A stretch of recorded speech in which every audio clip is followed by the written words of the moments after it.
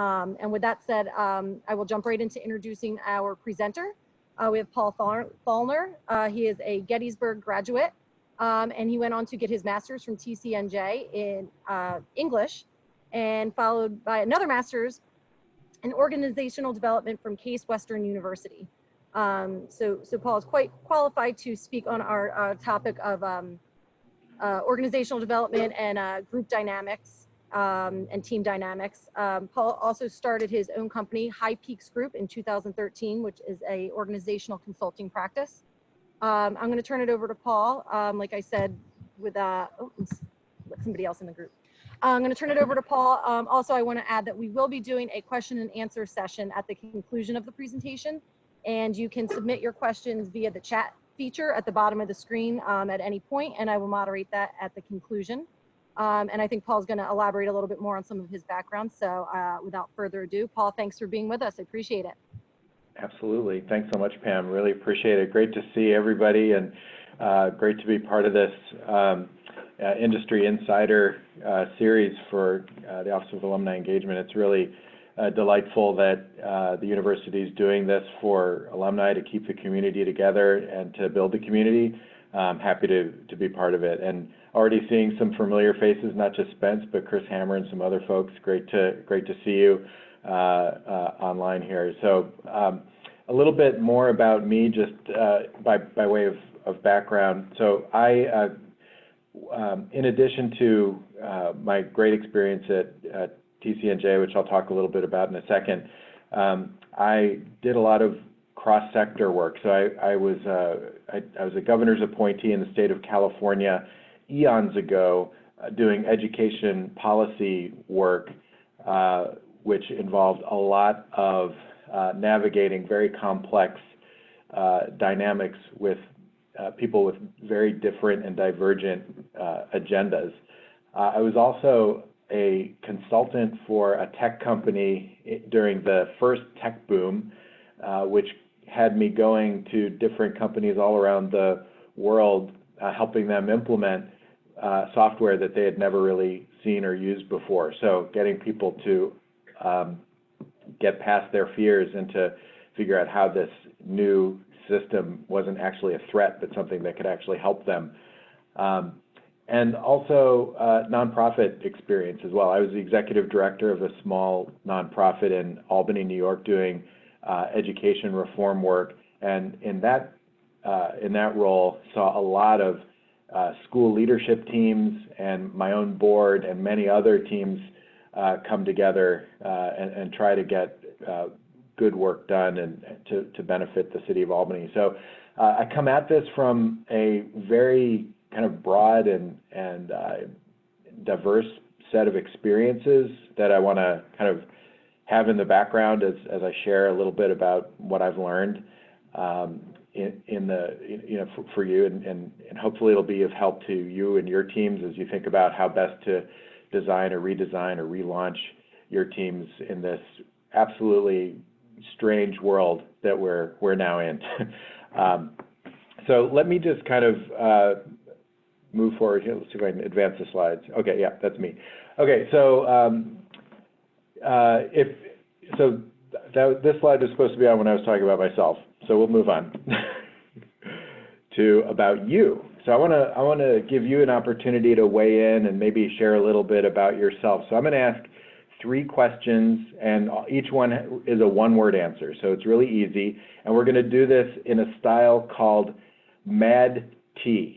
So I'll teach you this new game called Mad T, where you get ready to type your word in the chat, but you don't hit enter until I say 1, 2, 3, Mad T. Okay? So all the chat will just fill up with this one word all at once. All right? So here's first question. Get ready to type your word. One word to describe how you're feeling right this instant. So I'll give you about 15 seconds to type your word in. And then when I say 1, 2, 3, Mad T, hit enter. 1, 2, 3. Some people are already doing it. 1, 2, 3, Mad T. Wow. Wow. Hungry. Nice. Me too. All right. Good stuff. Good stuff. Okay, let's try 2 more rounds. And this is just kind of for my own kind of awareness of who you are. What year did you graduate from TCNJ? Let's say if you graduated multiple times, let's go with the first one.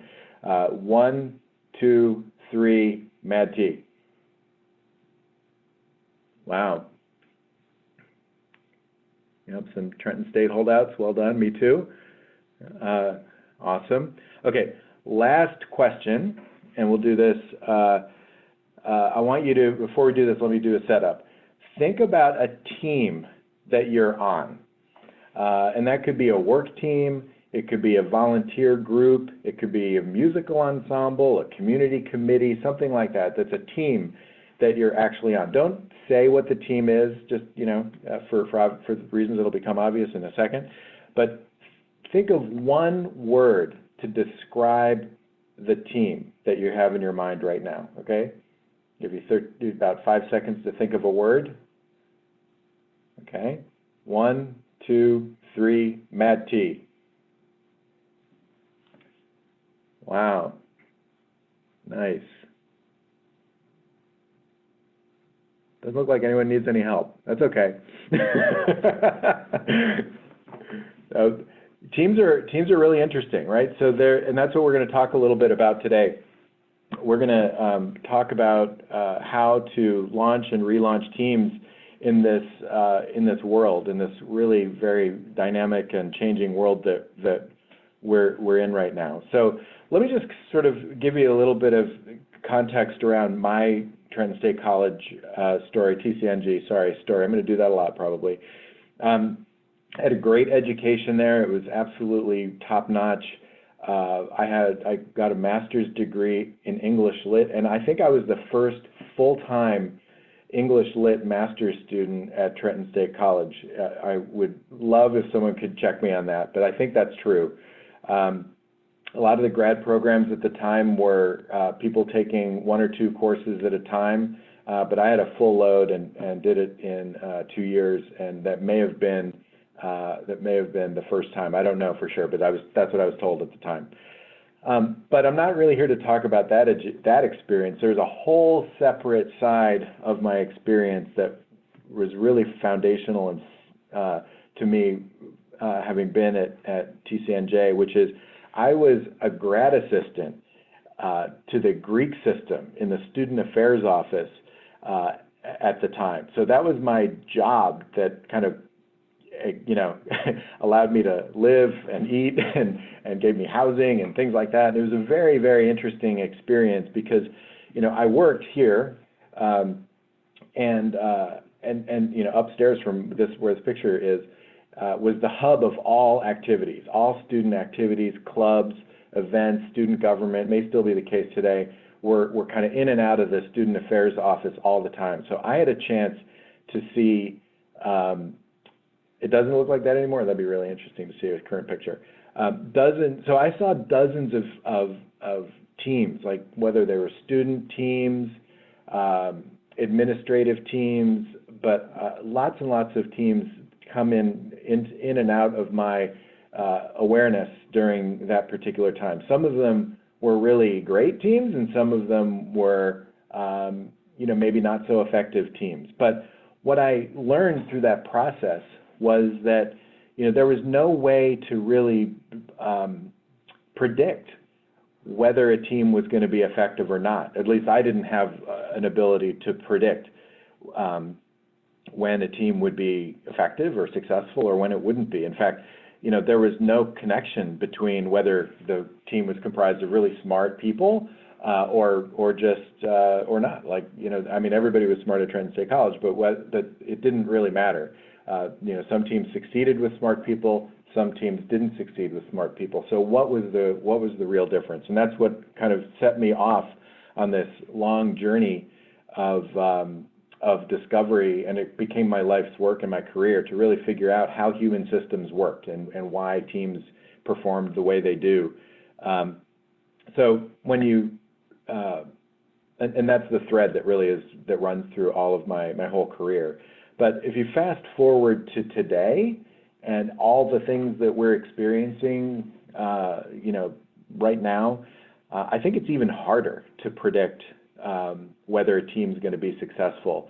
Since the sands are shifting under our feet so much, in fact, a lot of teams are, doing a lot more with a lot less people. There's been a lot of layoffs, a lot of furloughs, a lot of just challenge, right? People are coming to work with a lot more on their minds, with all kinds of external factors weighing heavily on their brains, right? So it's really challenging right now for teams to be effective in this world. And I want to introduce a term, VUCA, if you don't know it already. VUCA is an acronym that stands for volatile, uncertain, complex, and ambiguous. It's actually a military term, but we're living this VUCA world, volatile, uncertain, complex, and ambiguous, and that's what we're trying to deal with. How do we create effective teams in this VUCA world that we're in? Okay, so a VUCA world is chaotic. It's really hard to see anything but confusion and disarray.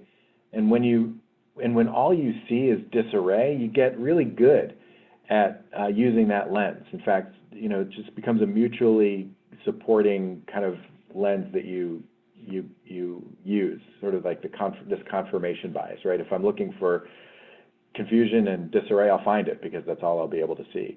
So you can, if you're not careful, you can overuse that lens a lot. And I think, one thing that I'll hopefully provide some reassurance on is that, this quote by Jung, in all chaos, there is a cosmos. In all disorder, there is a secret order. So hopefully you'll leave this session today with a little bit of hope that even though there is an enormous amount of complexity and ambiguity out there, there are some things that are stable, solid, reliable, and that you can use even when things are chaotic around you.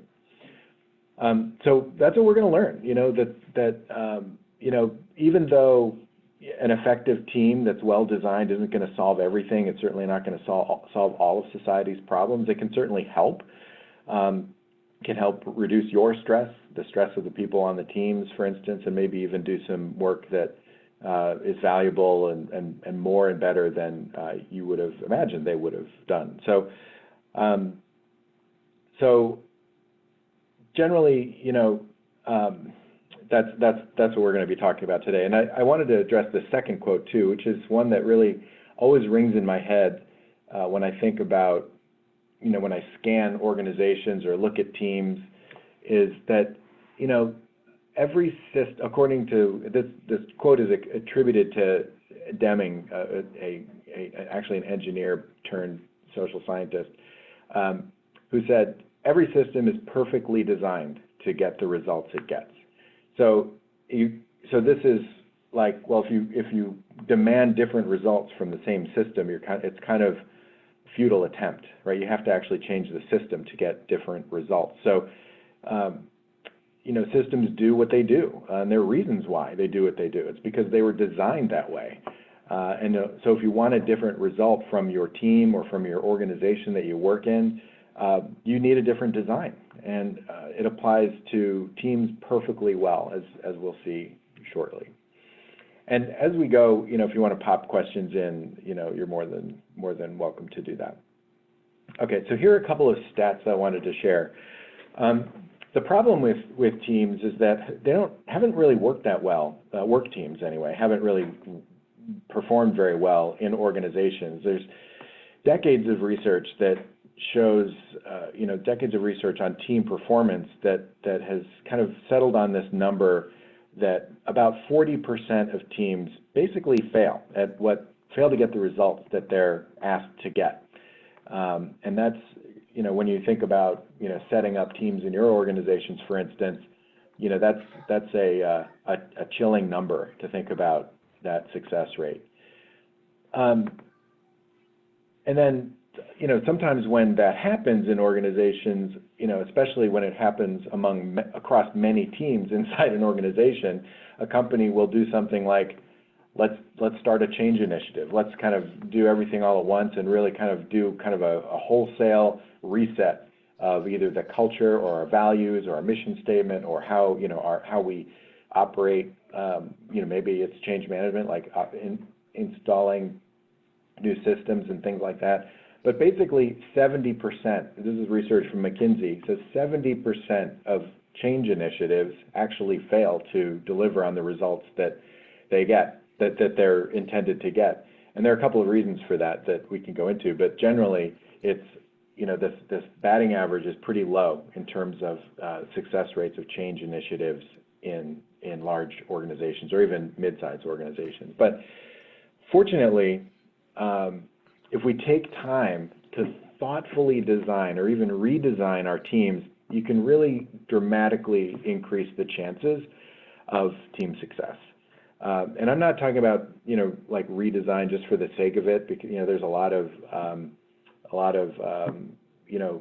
happy talk out there where, it's like, let's, put posters on the wall and inspirational and motivational stuff, and that's going to sort of get people excited and change the way they work. Typically not. So it's not just redesigning a team for the sake of it, and it's not about replacing the people on a team either. It's about the critical design components that really that can predict up to 80% of a team's effectiveness, and that's really what we're going to spend our time talking about today. So let's walk through them. Okay. So I think in order to kind of frame this, it's really important to understand and talk about what is team effectiveness anyway. When we talk about, how do we get results? Like do we all have a common understanding of what results even mean? And I think it's important that we pause for a second on that so that we know what it is we mean when we say team effectiveness. I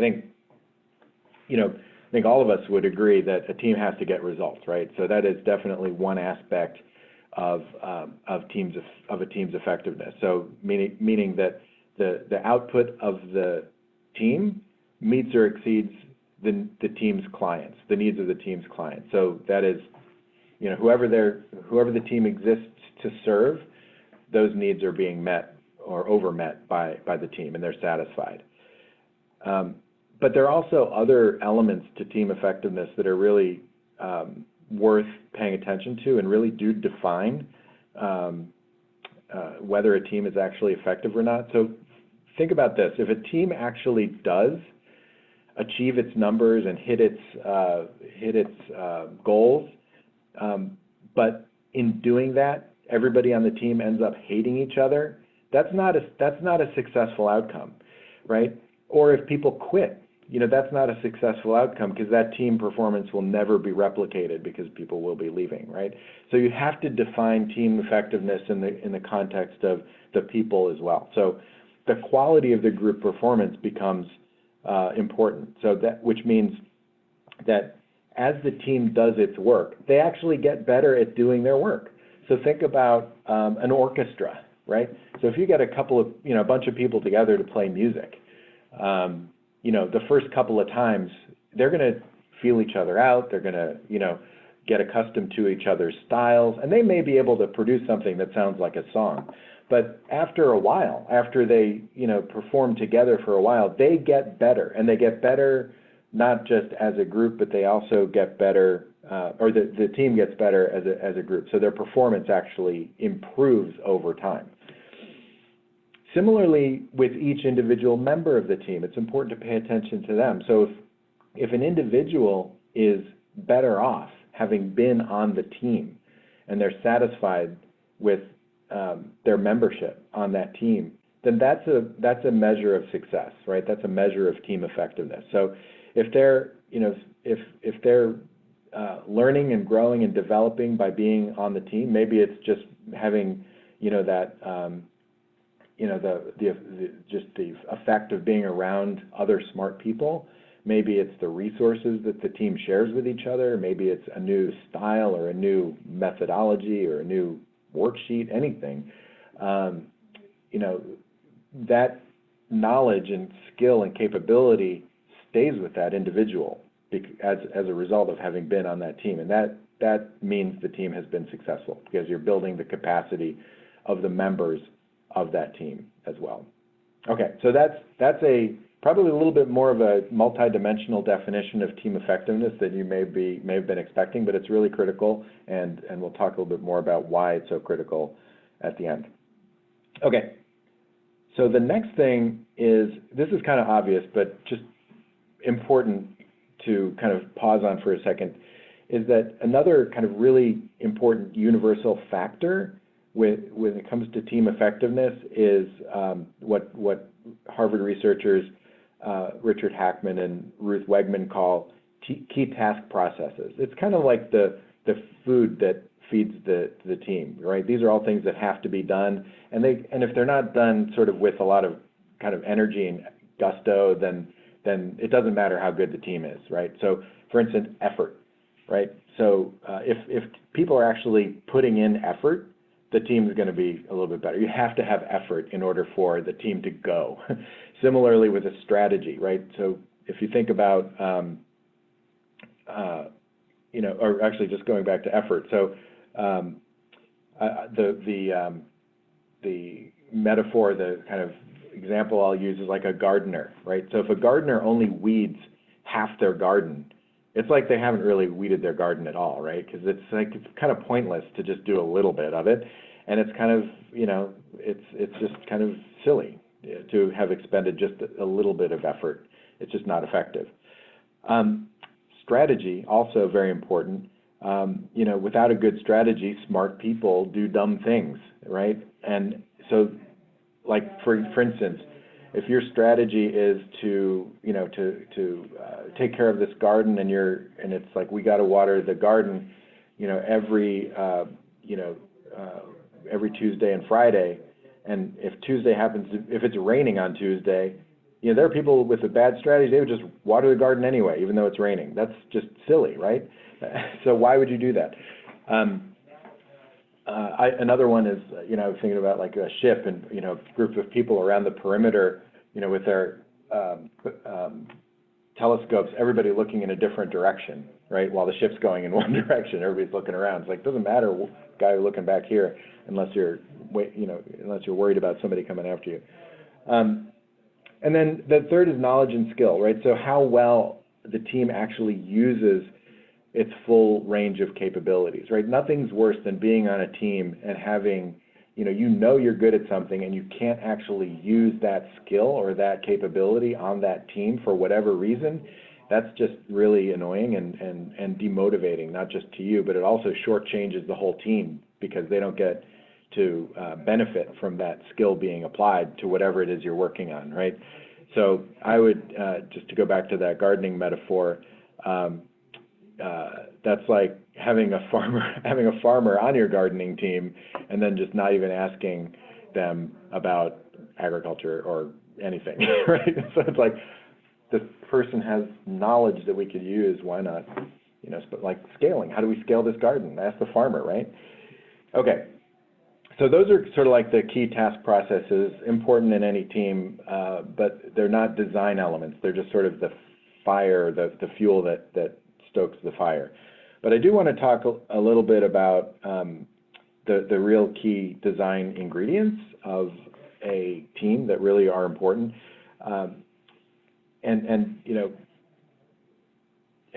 maximize the effectiveness of a team and to maximize the chances that your team will bring its A game every day, is focusing on 6 conditions that have been shown to predict the 80% of effectiveness, and we'll go into those in a second. But it's really important to do this, to think about this now in particular, because of the world that we're living in. Like, we're all facing serious challenges, and in many cases we're facing these challenges with fewer people on our teams or new people on our teams.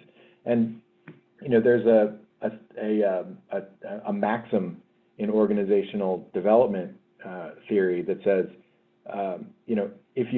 anytime you gain or lose a person from a team, it becomes a new team. Right? You have to go through the whole process of reestablishing the team as a team if anyone comes or goes off the team. So most teams right now are new, or a lot of teams are new right now, and it's a very good time to think about how you might design or redesign your team. So thoughtfully and intentionally doing that, designing the teams with these upcoming 6 conditions in mind, you can really stack the deck in favor of your team's success. And by the way, if you're thinking about a specific team in your head and you need help, feel free to email me. We can talk about the specifics of your team. It's not a sales pitch or anything. I'm just happy to talk to any TCNG alumni about whatever it is that's going on. And the invitation stands for those on the call or those watching the recording afterwards. So feel free to reach out if you have specific questions. But what are these conditions, right? So we'll get into the exact 6 conditions in a second, but it's important to note that there are 2 clusters, that they're grouped into, the essentials and the enablers. And you might guess by the title of the essentials, these are ones that are super critical. They're critical to a team's success. But the enablers are ones that really do accelerate a team's development. So let's talk about what those are. So here are the 3 essential conditions. So the first part of the first thing that's important when you're designing a team is that it has to be a real team. A lot of times teams are just in name only. They're just a group of people that report information to each other, and they're not actually doing interdependent work. So a real team is one that's bounded, stable, and interdependent. And by that it means, everybody knows who's on the team, and it's clear who is and is not on that team. It's stable, meaning they stay together intact for a period of time, long enough to establish a rhythm and get some tasks accomplished. Doesn't mean people won't come and go, but stability is important. And then interdependent is this idea of people working together on a specific task or initiative. I've seen so many executive teams, C-level teams that are really they're not real teams because they don't ever do anything as an interdependent group, such as, debate an important policy decision within the organization or a strategic decision within the organization. Everybody's reporting out their own division or department, and they look at the numbers, everything's good to go, and they kind of wait till they come back next month and do the same thing. Compelling purpose is another critical condition, and that is, a team's purpose really needs to be clear, compelling, and consequential. Obviously, clarity is always important. How many compound, complex sentences have you seen that are supposed to sort of mush together everything a team is supposed to do, and it's just so vague and weird that it could be anything. So I think clarity is really important. Compelling in the sense that it has to inspire those folks that are on the team, and then consequential. It has to mean something, right? People on the team need to know that being on the team will actually make a difference. So letting them know how important it is and what the actual impact of the team's work is critical if it's not obvious already. Another thing with compelling purpose is the way a leader handles the work, right? So there's a ton of research, and this is funny because this is like research that proves in reality what everybody already knows in theory, right? So, which is teams where the leaders specify the ends and not the means are far more effective than teams that are led by folks who tell everybody how to do their jobs all the time, right? Nobody likes being micromanaged, but if you just sort of put the marker out there, specify the ends, and allow the team to bring their full capability and potential to solve the problem, chances are they're going to do a better job that way than if the leader says, hey, here's where I need you to be in 3 months, and here's exactly the steps I need you to follow to get there. That's just like, great, I'm now a cog in a machine. I'm just like punching filling orders, essentially, not necessarily using my creativity and problem-solving ability, et cetera. So, and then the right people. And right people, it means a lot of things, but it means everybody on the team has the skills, like the task skills, right? They know how to do their job. Like you wouldn't, I mean, the farmer, as awesome as he is, probably wouldn't be on an IT team because he wouldn't maybe not have the IT skills. Similarly, the IT guy out in the field would be kind of useless. So, I mean, very broad generalizations. There are probably a lot of IT farmers out there, probably all on this call ready to like be mad at me. But so they have to have the task skills and the teamwork skills, right? The ability to interact with each other, provide feedback, you know, emotional self-control, giving people the benefit of the doubt. All of the great teamwork skills that are important are part of this category that are called right people. And then the other part of having the right people on the team is diversity. Diversity of experience, of thought, of point of view, et cetera, as well as, you know, gender, race, culture, other forms of diversity are all really important to create high quality, effective teams. Here's a little fun fact for you about diversity. You have to wait for the second sentence because the first sentence is pretty rough to hear. Homogeneous teams tend to outperform diverse teams. Weird, right? However, in a well-designed team, diverse teams far outperform homogeneous teams. So if the 6 conditions are present in a diverse team, they lap the homogeneous team every time, and it's pretty awesome to think about that. So it's really important to not just, it's not good enough to just simply bring in diverse perspectives onto a team. They have to be well led as well. Okay, so let's go on to the enabling conditions, unless there are any questions. Pam, are there anybody popping in with questions yet? Okay, feel free to jump in whenever you want with questions. Okay, so let's talk about the enabling conditions as soon as I'm able to switch aside. There we go. Okay, so the 3 enabling conditions for team effectiveness are sound structure, supportive context, and team coaching. And sound structure really is about all of the, things like keeping the number of people on the team relatively small or appropriately sized. Typically, single-digit teams are pretty effective and isn't necessary to have bigger teams than that. Occasionally, you do need larger teams, but generally, smaller is better. They have meaningful team tasks to do, and they have very clear and specific norms of conduct that they all actually apply. So on that note, with respect to norms, we've all been in meetings where we all get together and we're like, oh, before we start, everybody, let's just write down a list of norms, right? Okay, let's not interrupt each other. Let's all turn our cell phones off. Let's, all that great stuff. Awesome. Good to do. However, there's a layer underneath that superficial norm stuff that really ought to be laid out there, talked about, and revisited frequently. So how do we resolve disputes? Are we a consensus-driven team? Are we are we democratic team? How do we do this? What happens when we, must everybody be here for us to make a decision? Or who's the person responsible for communicating bad news to our boss? Like little things like that are really important norms.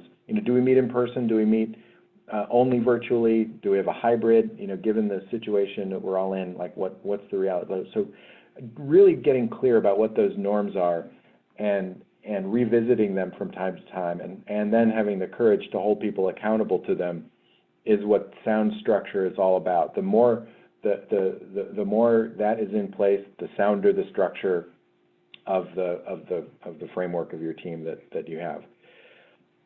Supportive context. So this is the team around the team. So the organization that the team exists in, or the community, or the region, or the wherever, the context around the team. If it's supportive, then the team is much more likely to be effective. So every team is commissioned by someone, right? So the teams don't, occasionally teams just kind of exist, right? They just kind of form, right? But 99% of the teams that you'll be involved with are created by someone or some other group, right? That group has kind of a responsibility to set you up for success. And they can do that by removing roadblocks, clearing your path and making your job a lot easier, opening up opportunities, giving you access to all the resources you need to be effective. And that's everything from experts to Wi-Fi, it's all of the above. Like if the supportive context is there, and you've got those things available to you as a team, your chances of success are much, much greater. And then the last thing is team coaching.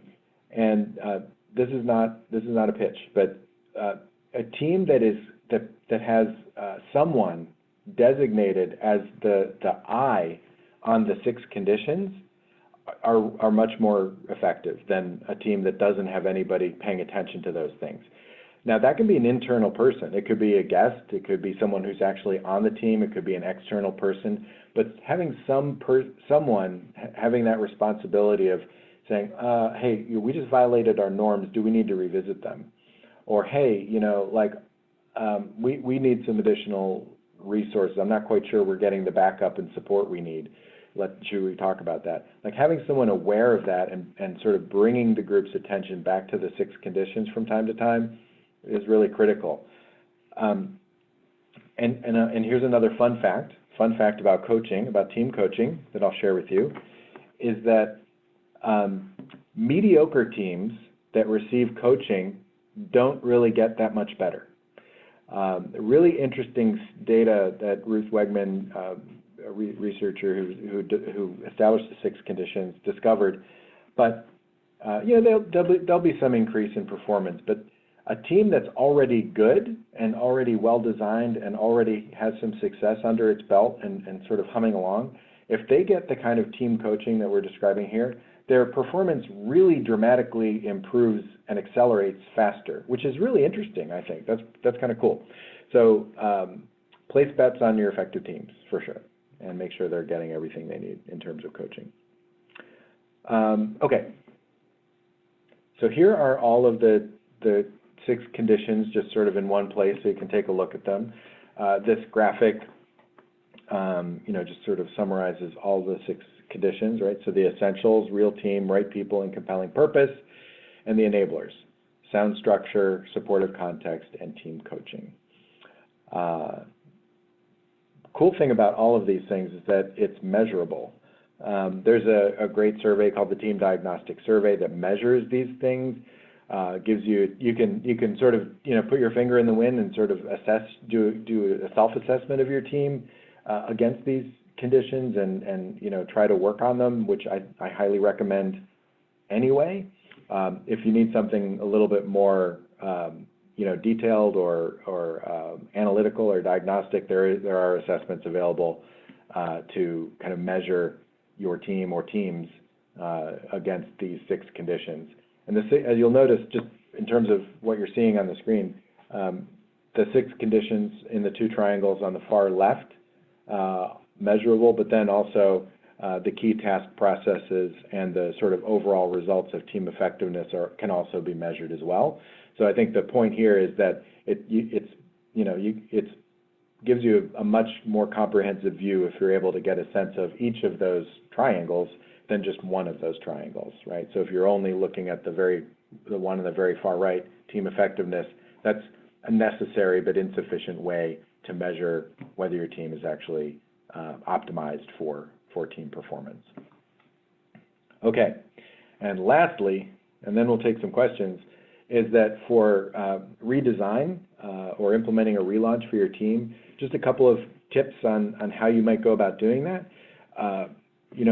Pause, plan, and perform, right? So I would say, doing a quick assessment or analysis of the team conditions on your team, whether that's just through your own kind of, having the list in front of you and just kind of, observing some meetings and things like that, very helpful, or a formal assessment, that's also another way, but sort of just take a pause and just scan the team with the lens of those 6 conditions would be helpful. And then plan,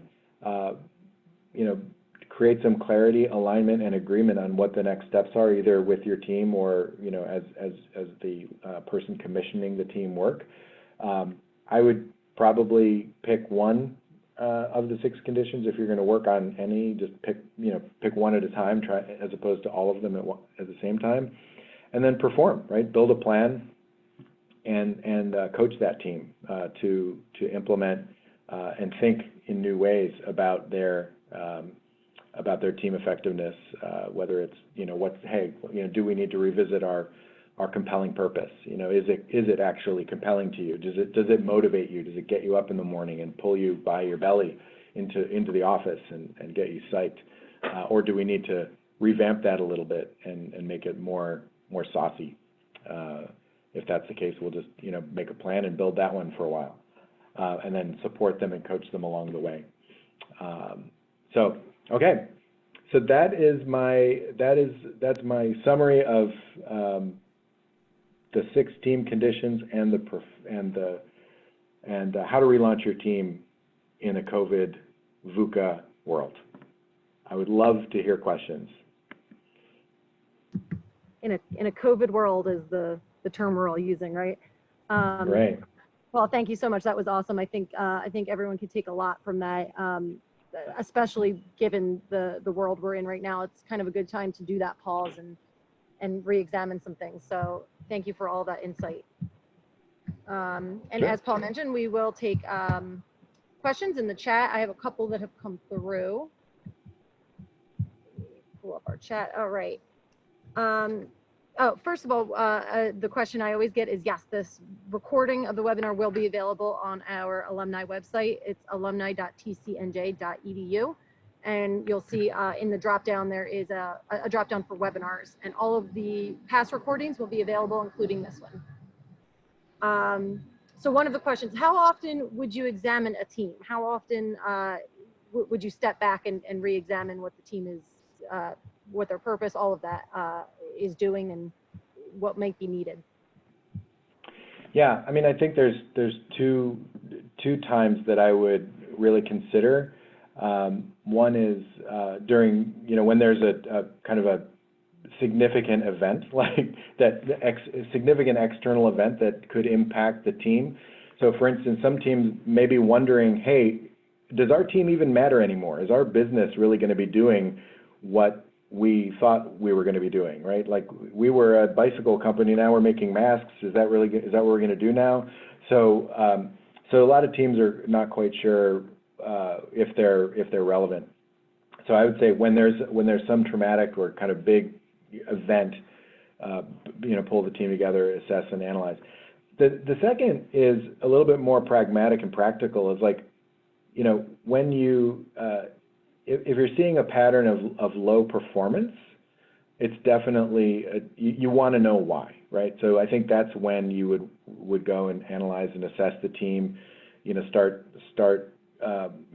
applying the lenses of the 6 conditions a little bit to see if there's a there, or whether it's something else. But I think if you're sensing that you need to get to the bottom of something, it's probably time. Okay, thanks. Another question here. How would you recommend addressing a team if you can identify that it is one member that is the problem? Would you still address the whole team or the individual first? Yeah, well, I think that's a great question. I think team effectiveness is the 6 conditions do apply to team effectiveness. If there's an individual who is not performing well, then that becomes the role of the manager to sort of provide the direct one-to-one feedback to that individual. So I would say, if you suspect it's an individual problem, someone's not a very good, team player, I think they may need some individual coaching, or maybe, some discussion around, what is it like to be, how do you need to show up for this team in order for both you and the team to be satisfied and effective, right? So right now, it appears as though you're not potentially, showing up as a good team member. And you know, you need to know that you know, you may have all the intentions of the world of being an effective team member, but here's you know, here's how it's being perceived. So I think that's the you know, that would be the coaching. And then obviously if that person can't change, they would, you know, likely course of action down the road would be to maybe find another team for them. Sure, sure. Okay, and kind of a similar question here that you might see in the chat. Would you engage team members in a self-evaluative process prior to any changes? Meaning like an individual self-assessment kind of thing, or I'm assuming so. Would you ask for self-evaluations before making changes rather than, I guess, this is how I'm interpreting. like yeah, okay, yeah. So yes, I mean I think that's the nature of the data that you saw on the slide of all the triangles with different colors. That's like a 360 assessment of the team. That's everybody's perspective on the team's performance together. So that would be a good way to get everybody's input on whether they all believe, whether the team itself feels like it's performing well and it has what it needs to be effective. So in that regard, yeah, for sure. Thank you. All right. All right. Thinking about the importance of supportive context and resources, do you have any advice or tips for navigating your team through this moment where resources, staffing, budget might be limited at no fault of the performance of the team? Right. Yeah. I mean, I think this goes. I think maybe taking a step back from that and redefining what the expected outcomes of the team in the first place are. Like, I think, you know, when the world around the team changes, I think, you know, the expectations for that team may need to be discussed. Doesn't mean they necessarily have to change, but I think it's like, okay, you know, we may need to MacGyver this now to get to the same results we were expecting to get to before, right? So I think this idea of you know, resources is a two-edged sword, right? Because I think we've seen, and I as a leader, I would highlight a lot of the great examples you probably are aware of, where people have stepped up and done, you know, incredible things with limited resources to keep the lights on, to keep, you know, the production going, or, you know, to keep clients happy and things like that. You know, like, right, like Pam, you're outside right now, your power's off at your house, you've come to this other location to, you know, same with me, right? So this is, I mean, there are lots of ways people step up to do incredible things to make sure the work gets done. So I think the 6 conditions still apply, because the only reason people would step up and do a lot with less resources is because, for instance, the purpose is compelling and clear and consequential to them, right? It matters to them. So they're going to deliver some extra effort for you given maybe limited resources. And I think we also know that, you know, this limited resource environment may not go on forever, but it's probably going to go on for a while. So I think having a candid conversation with your team about, okay, guys, or gals, guys, what's really possible? You know, like what can we really legitimately and honestly get done, given the fact that, you know, we're all on, you know, lousy Wi-Fi connections, the dog is over here, my kids are over there, you know, all that kind of stuff going on around us. It's really, really challenging. And I think being compassionate to the team and understanding that, you know, we've got this, you know, convergence of our lives. You know, all those people who said, you know, work-life balance, there's no difference anymore. Like, we're just, work and life are the same thing.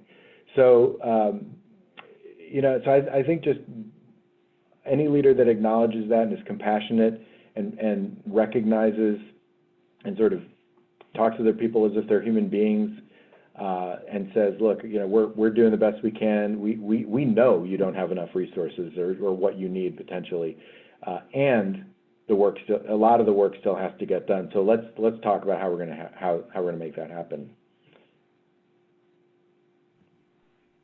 That's great, thank you. And Kristen wrote I think similar question in the chat that I think that kind of answered Kristen. If not, please feel free to elaborate. We do have one other question here. Who could serve as the coach of a team internally? Would you recommend someone on the team or an outside person, but that is still in the organization? Yeah, I mean, I either one. I mean, I think I would start with someone on the team, if they can be objective and sort of, you know, look with some dispassion at the 6 conditions when they're bringing them up with people. A lot of larger organizations have, you know, HR business partners or other folks that can serve as access to, you know, either serve as coaches directly or provide access to other good folks. You know, there might be, you know, a business leader in another unit that might want to, you know, some lateral training in a different division just because, you know, they want to scan the rest of the organization and things. So it doesn't have to be a person on the team. I think the main thing is that they have awareness of the 6 conditions. They're objective, they're trusted by the team, and they're not going to throw the team under the bus, and they're not afraid to give feedback.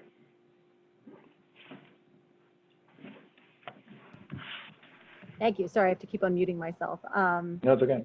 That's great. That's great. Looks like we have had the questions slow down, so I'll wait another moment if anyone wants to submit anything, but they were some great ones, so thank you all. And of course, thank you all for joining us on this webinar. The Industry Insiders is going to break for the next month or so. We do have a couple other webinars that are being offered by other departments on campus, so please check our website and our emails for that. We have a couple more in June, and then our Industry Insiders webinars through alumni engagement pick up again in August, so look out for those as well. We have a couple thank yous coming in, and some thank yous and some great jobs, Paul. So I concur. Thank you, and you did a great job. I really appreciate the point when team members leave or join a team. That is important to the norms of the team. Yep. So thank you all again for joining us. Everyone stay safe, Paul. Again, thanks for being flexible with your power outage situation as well. And again, the webinar will be available, the recording will be available on our website. So feel free to access it there as well. Thanks, everyone. Thanks everybody for joining in. Bye-bye.